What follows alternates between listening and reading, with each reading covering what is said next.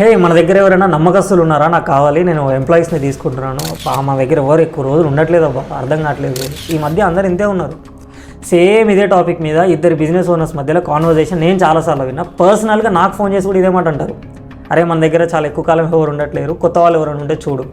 లేదా రెండో పర్స్పెక్టివ్లో ఎట్లా అంటారంటే, ఇప్పుడు ఉన్న వాళ్ళకి సగం సగం నాలెడ్జ్ ఉంది, మంచి నాలెడ్జ్ ఉండి తక్కువకి వచ్చే వాళ్ళు ఎవరైనా ఉంటే పంపించు అని. సో ఎందుకు ఇది జరుగుతుంది? ఇండియాలో ఈ పర్సంటేజ్ చాలా ఎక్కువ. ఇట్లాంటి ఇంకొకటి ఏంటంటే జాబ్ షిఫ్టింగ్ చాలా ఎక్కువ. 1 year ఒక కంపెనీలో చేసినంటే సెకండ్ ఇయర్ ఇంకొక జంప్. ఎందుకు? ఒకటి స్కేలింగ్ కోసము, ఒకటి ఎన్విరాన్మెంట్ చేంజ్ కోసము, ఒకటి కల్చరల్ అడాప్షన్స్ కోసము, ఒకటి చెప్పుకోవడం కోసము.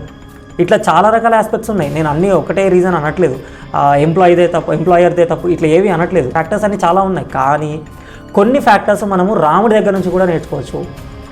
ఇన్ ద సింపుల్ సెన్స్ ఏంటి, ఇప్పుడు రాముడు రామాయణంలో వారధి నిర్మించాడు అంటే అది నిజమా అబద్ధమా? ఆ టైంకి వానరులు మంకీస్ కాదు, దే హ్యావ్ హ్యూమన్ ఎబిలిటీస్, ఇవన్నీ చాలా థియరీస్ ఉన్నాయి. అదన్నీ పక్కన పెడదాం. Let's get into the topic. How to manage your employees or HR management ఎలా చేయాలి? Learnings from Ramayanam, learnings from Rama, IBM. Welcome to IBM. ఈరోజు మనం చూద్దాం ఈ టాపిక్లోకి.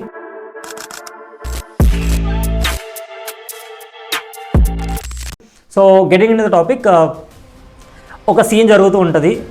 సీతని కనుక్కొని వస్తాడు హనుమంతుడు, వచ్చేసి రాముడికి చెప్తాడు దృష్ట్యా సీత, అది అయిపోయింది.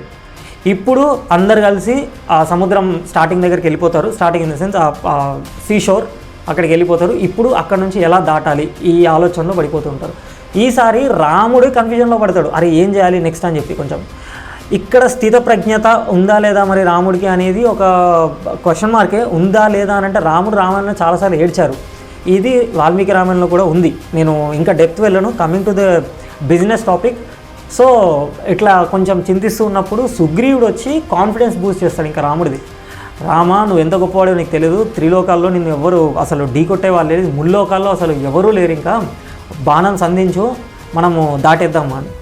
అప్పుడు రాముడు ఒక మాట అంటాడు, నేను ఎలా దాటాలి ఆలోచించట్లేదు, దాటడానికి 3 మార్గాలు ఉన్నాయి. ఒకటేమో తపోబలం, ఒకటేమో సముద్రుని మీద వారధి కట్టడం, రెండోదేమో దాటేసి వెళ్ళడము, గాల్లో కానీ ఇట్లా దాటేసి వెళ్ళడము. అసలు ఏం చేస్తే బాగుంటుంది అన్నప్పుడు సుగ్రీవుడు ఒక మాట అంటాడు, ఏమని, వారధి కట్టేద్దాం, భయం ఎందుకు, వారధి కట్టేద్దాం, నువ్వు అసలు ఇది ఎలా కడతాము ఏంటి అనేది ఏం ఆలోచించకు, రావణాసురుని ఎలా జయించాలో ఆలోచించు, ఈ మాట అంటాడు.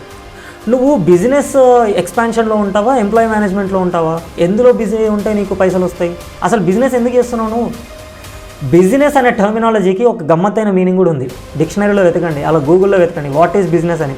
చిన్న పదం ఇంతే ఉంటుంది, బీయింగ్ బిజీ ఈజ్ బిజినెస్, అంతే.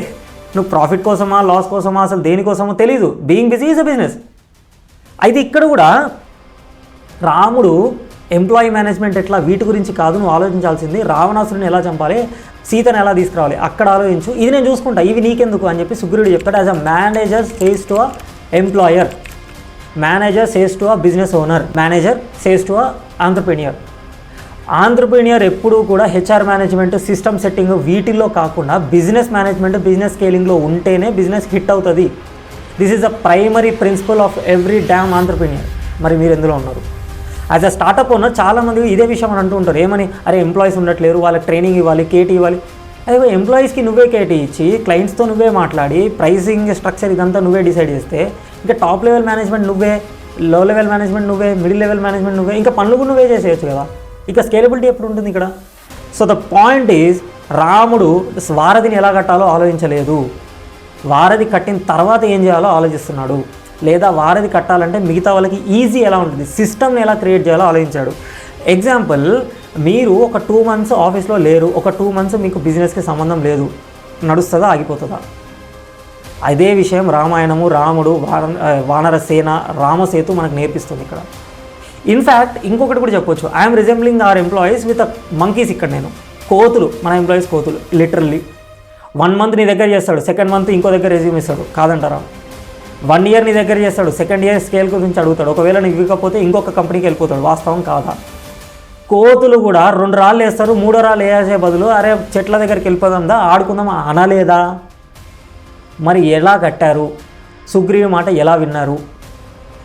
సరే మళ్ళీ నేను డెప్త్ వెళ్ళను, ఇవన్నీ కోతులు కాదు, హ్యూమన్ ఎబిలిటీస్ అదంతా కాదు, కోతులు ఈజ్ మంకీస్ సేమ్ అంతే, ఇంకా నేను వాటి గురించి చర్చ పెట్టను.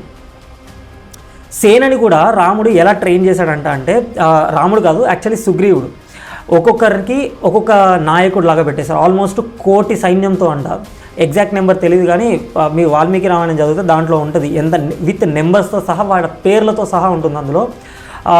ఈశాన్య దిక్కుకొకరు, తూర్పు దిక్కుకొకరు, ఇట్లా దిక్కుల్లో చాలామంది ఒక్కొక్క సైన్యం ఉంటారు. మధ్యలో రాముడు, హనుమంతుడు, సుగ్రీవుడు, జాంబవంతుడు వాళ్ళు ఒకరి మీద ఒకరు ఎక్కేసి, అంటే హనుమంతుడి మీద సుగ్రీవుడు ఎక్కడము, జాంబవంతుడి మీద ఇంకొకరు, ఇట్లా సంథింగ్ ఇది జరిగి వాళ్ళు మధ్యలో ఉండి ముందుకు వెళ్తూ ఉంటారనమాట. ఇదంతా ఒక సీక్వెన్స్ జరుగుతూ ఉంటుంది.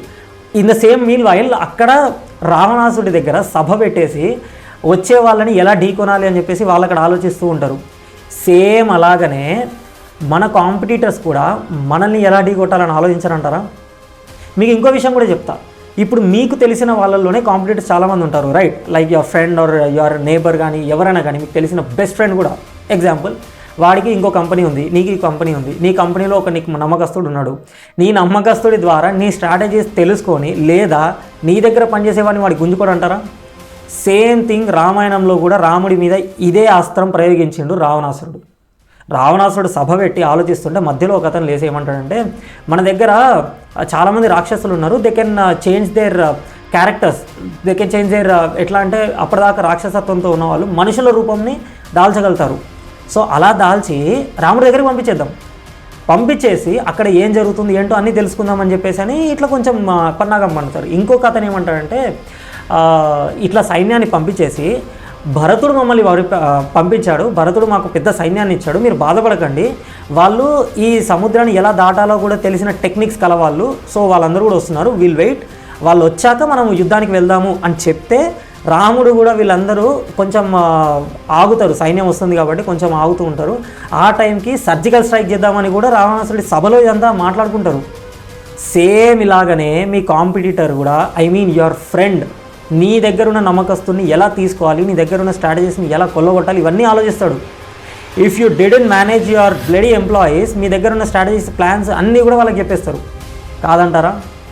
అరే మన దగ్గర ఉన్న ఎంప్లాయీ పక్కోడికి చెప్తాడు, క్లయింట్కి చెప్తాడు, ప్లీజ్ సార్ మీరేమనుకోండి, మా దగ్గర ఇట్లా జరుగుతుంది, మీరు వేరే దగ్గరికి వెళ్ళిపోండి, ఈ ప్రోడక్ట్ కరెక్ట్ కాదు అని. నేను రీసెంట్గా ఒక కంప్యూటర్ కొనడానికి వెళ్తే, లిటరలీ జరిగింది నాతో కూడా. కంప్యూటర్ కొనడానికి వెళ్తే ఒక షాప్లో ఒక చిన్న పిల్లవాడు పనిచేస్తుంటాడు. వాడు చెప్తాడు ఏమని, అందులో పనిచేసే ఇంకొక వ్యక్తి అతను చాలా బాగా ప్రోడక్ట్స్ అమ్ముతాడు, మంచి ప్రోడక్ట్స్ అమ్ముతాడు, కస్టమర్కి ఏం కావాలో అవి మాత్రమే అమ్ముతాడు, అప్సెల్లింగ్ క్రాస్-సెల్లింగ్ చేయడు. సో అతను పక్కనే ఇంకొక షాప్ పెట్టుకుని అతని దగ్గరికి వెళ్ళి కొనుక్కోండి, వీళ్ళు మనీ మైండెడ్, వీళ్ళు కరెక్ట్ ప్రోడక్ట్ ఇవ్వరు, వద్దు అని. ఇది ఎందుకు జరిగిందంటారు? ఎంప్లాయీ మేనేజ్మెంట్, హెచ్ఆర్ మేనేజ్మెంట్, ఇవి మీకు వచ్చి ఉండాలి. మీకు ఇంకో విషయం తెలుసా, the most toughest job in the world ఏంటంటే హ్యూమన్ మేనేజ్మెంట్ అంటారంట. So because maybe they are fickle minded or objective oriented, నాకు తెలియదు. సో రామాయణం నుంచి, రామసేతు నుంచి, దీస్ ఆర్ ద లెర్నింగ్స్. ఇక్కడ నుంచి మనము హెచ్ఆర్ మేనేజ్మెంట్ థియరీస్ని చాలా వరకు నేర్చుకోవచ్చు. ఒక కోతి మనస్తత్వం, ఒక ఇన్కన్సిస్టెంట్ మనస్తత్వం ఉన్న ఎంప్లాయీస్ని ఒక రాముడిలాగా ఒక లీడర్షిప్ తోటి ఎలా మేనేజ్ చేయొచ్చు అన్నది మనం ఇక్కడ నుంచి నేర్చుకోవచ్చు. ఇలా నేర్చుకొని ఎంఎన్సీస్ చాలా ఇంప్లిమెంట్ చేశాయి. అందులో కొన్ని ఎగ్జాంపుల్స్ తీసుకుందాము. And this will be our climax for this video. ఏంటంటే హెచ్సిఎల్ కంపెనీ తెలుసు కదా, హెచ్సిఎల్ లిమిటెడ్, వాళ్ళు ఏం చేస్తున్నారు, ఈజీ వే ఆఫ్ కేటీస్ ఇస్తున్నారు. ఈజీగా రాగానే ఫీడ్బ్యాక్స్ తీసుకుంటారు ఒక ఎంప్లాయీస్ని. ఒక 3 months 4 months క్వార్టర్ ఫిల్ అయ్యాక, what are your thoughts on this company and how are you going to improve this company or what are the ఇంకా ఇంప్రూవ్మెంట్స్ ఏమైనా చేయాలనుకుంటున్నావు, ఇవన్నీ ఫీడ్బ్యాక్స్ తీసుకొని టాప్ లెవెల్ మేనేజ్మెంట్కి చెప్పి విచ్ ఆర్ కన్సిడరబుల్, అవి implement చేస్తారంట. This is one of biggest innovative idea ఆ ఎరాలో. నెక్స్ట్ ఇప్పుడు ఇంకొక గూగుల్ తీసుకుందాం. గూగుల్ ఇది ఎంతమంది తెలుసో లేదో తెలియదు, నాకైతే కొన్ని ఇంటర్వ్యూస్లో కూడా చూస్తూ ఉంటాను. ఏమని, వాళ్ళకి ఇట్లా టేబుల్స్, డెస్క్లు ఇవి ఏమీ ఉండవు, ఎక్కడ పడితే అక్కడ పనిచేస్తారు, ఎంత పడితే అట్లా, అంటే ఒక ప్రాపర్ వే ఉంటుంది, టాస్క్ ఫినిష్ అవ్వాలి, టాస్క్ ఓరియంటెడ్ ఉంటుంది. నువ్వు కెఫెటీరియాలో కూర్చొని కాఫీ తాగుతూ పని చేయి, there is no compulsory that you need to be sitting ఒక ప్లేస్లో కూర్చోవాలి, కంప్యూటర్ ముందు కూర్చో, ఇట్లా ఏం లేదు. నీకు ఎక్కడ నచ్చితే అక్కడ పని చేయి, టాస్క్ ఫినిష్ అయిపోవాలి. And also Google introduced new innovative thought ఏంటంటే, అది 20% ఆఫ్ యువర్ వర్క్ లైఫ్లో గుర్తుపెట్టుకోండి. 20% of your work life passion product మీద వర్క్ చేయి. నీ ప్యాషన్ ఏముందో దాని మీద వర్క్ చేయి, సో దట్ నాకు ఇన్నోవేటివ్ ప్రోడక్ట్స్ నీ దగ్గర నుంచి వస్తాయి, ఇన్నోవేటివ్ ఐడియాస్ నీ దగ్గర నుంచి వస్తాయి అని చెప్పి. So this is called HR management, this is called employee management. ఇది నేర్చుకోవాలి కదా మనము. ఆన్ టైం నువ్వు జాబ్ పైసలు ఇస్తే, ఆన్ టైం నువ్వు శాలరీస్ ఇస్తే నేను వదిలే ఎందుకు వెళ్తారు? ఈ మధ్య కార్పొరేట్లో కూడా ఈ టీమ్ లంచ్ అని బయటికి వెళ్ళడం కానీ ఇవన్నీ జరుగుతున్నాయి. అవి టైంపాస్ అనుకుంటామేమో, కానీ దాని వెనక ఒక రీజన్ ఉంది. వాళ్ళిద్దరి మధ్యలో బాండ్ పెరగాలి, మేనేజర్కి టీమ్ లీడర్కి టీమ్ మెంబర్స్కి. సో బాండ్ పెరిగాక వాళ్ళ త్రూ టైమ్లెస్ జాబ్స్ కూడా కొంతమందికి ఉంటాయి. కొన్నిసార్లు నీ టైం షిఫ్ట్ అయిపోయినా సరే కొన్నిసార్లు పని చేయాల్సి వస్తుంది. నీకు కరెక్ట్ అన్ని ఫెసిలిటీస్ పని చేయవా? సేమ్ ఎగ్జాంపుల్ ఇంకో కంపెనీ టాటా గ్రూప్లో కూడా తీసుకున్నాము. సేమ్ ఇదే వానరసేన రాముడి కింద కాకుండా వేరే వాళ్ళ కింద ఉంటే ఇంత పని చేస్తారో లేదో నాకు డౌటే. అంటే ఐఎమ్ నాట్ జడ్జింగ్ ఎనీవన్, కాకపోతే ఐఎమ్ లిటరలీ స్కేర్డ్ ఇది జరగకపోయింటే ఇంకేం జరుగుతుందండి, బికాజ్ నాకు ఊహ రాదు అది అంతగానం. సో ఇదే ఎంప్లాయీస్ కానీ ఇదే ఇంకో కంపెనీ తీసుకున్నారు. Let's take an example of Infosys. వాళ్ళు ఏం చేశారు, ఒక ఇన్నోవేటివ్ థాట్ తోటి కేటీ అన్న ఒక దాన్ని తీసుకొచ్చారు. ఎంప్లాయీస్ రాగానే వాళ్ళకి ఇంటర్న్షిప్ పేరు మీద ఇంటర్న్షిప్ జాబ్స్ ఇచ్చేస్తారు. జాబ్ ఇచ్చాక ఫస్ట్ ఒక 3-4 months వరకు కూడా కేటీస్ ఇస్తారు. కేటీస్ ఇచ్చాకనే లైవ్ వర్క్ ఇస్తున్నారు, లైవ్ ప్రాజెక్ట్స్ ఇస్తున్నారు. సో ఇది వాళ్ళు తీసుకొచ్చారు. ఇలా innovative product, innovative thoughts, innovative ideas మన స్టార్టప్స్లో మన ఎంప్లాయీస్ మీద ఎందుకు ఇంప్లిమెంట్ చేయకూడదు? As we are Rama and employees as are monkeys. ఇంకొక ఎగ్జాంపుల్ కూడా తీసుకున్నాం, టాటా. దీని గురించి చెప్తే ఇంకా చాలామంది అసలు సూపర్ హ్యాపీ అయిపోతారు. అరే నేను టాటాలో ప్లేస్ అయ్యాను అని అంటే your circle will feel like you got a government job. ఈ విషయం చాలామంది కూడా తెలుసు. టాటాలోకి వెళ్ళిపోతే గవర్నమెంట్ జాబ్ వచ్చినట్టే. ఎందుకు? టాటా ఏం చేసింది ఎంప్లాయీ మేనేజ్మెంట్ కోసము? You know what, work life balance Tata నేర్పించింది. ఎట్లా ఎంటర్టైన్ అవ్వాలి టాటా నేర్పిస్తుంది. ఎడ్యుకేషనల్ ప్రోగ్రామ్స్ టాటా నేర్పిస్తుంది. లైఫ్ ఇన్సూరెన్స్లు టాటా ఇస్తుంది. సో మెంటల్ బ్యాలెన్స్ టాటా ఇస్తుంది. ఇట్లాంటివి ఎన్నో స్టార్టప్ మేనేజ్మెంట్ ప్రోగ్రాంలు టాటా ఎన్నెన్నో ఇస్తున్నాయి ఫర్ దేర్ ఎంప్లాయీస్. ఎందుకు ఇట్లా చేస్తుంది? ఇది చేయాల్సిన అవసరం ఏంటి? అసలు ఈ వర్క్ ఫ్రమ్ హోమ్లు ఇట్లాంటివన్నీ ఎందుకు వస్తున్నాయి? ఇంకొక ఎగ్జాంపుల్ కూడా తీసుకుందాము. కంపెనీ విప్రో వాళ్ళు ఏం చేస్తున్నారు, విమెన్ ఆఫ్ విప్రో అని చెప్పేసి అని ఇంకొక కొత్త ఇన్నోవేటివ్ ఐడియాని తీసుకొచ్చి జెండర్ ఈక్వాలిటీ ఇట్లాంటిది చాలా ఇట్లాంటి ప్రోగ్రామ్స్ అన్ని ముందుకు తీసుకొస్తున్నారు. ఎంప్లాయీస్ కోసము కంపెనీ ఎంతో కొంత ఖర్చు పెట్టాలి. That's what it is called as CTC, cost to the company. So నిన్ను మెయింటైన్ చేయాలంటే కంపెనీకి ఎంత కాస్ట్ పడుతుంది, అది మెయింటైన్ చేస్తూనే మిమ్మల్ని పోషిస్తున్నది. కంపెనీకి మీరేమి ఇవ్వాలి దాన్ని దృష్టిలో పెట్టుకొని మీరు అది ఇవ్వాల్సి వస్తుంటుంది. So these are the learnings. ఇక్కడ నుండి ఒక Ramsetu is not just a ethical point or it's not just a itihasa, it's a basic learning principle point. అక్కడ నుంచి మనం ఈ థియరీస్ని ఎక్స్ట్రాక్ట్ చేయొచ్చు. So please business owners give the time and give the availabilities. వాళ్ళు ఏమేమి కోరుకుంటున్నారో అది మీ ఎంప్లాయీస్కి ఇవ్వండి. నెక్స్ట్ టైం నా దగ్గరికి వచ్చి లేదా ఇంకెవరి దగ్గరికైనా వెళ్ళి అరే ఒక మంచి నమ్మకస్తుడు దొరుకుతాడా అని చెప్పి అనకండి. Thank you and welcome to IBM.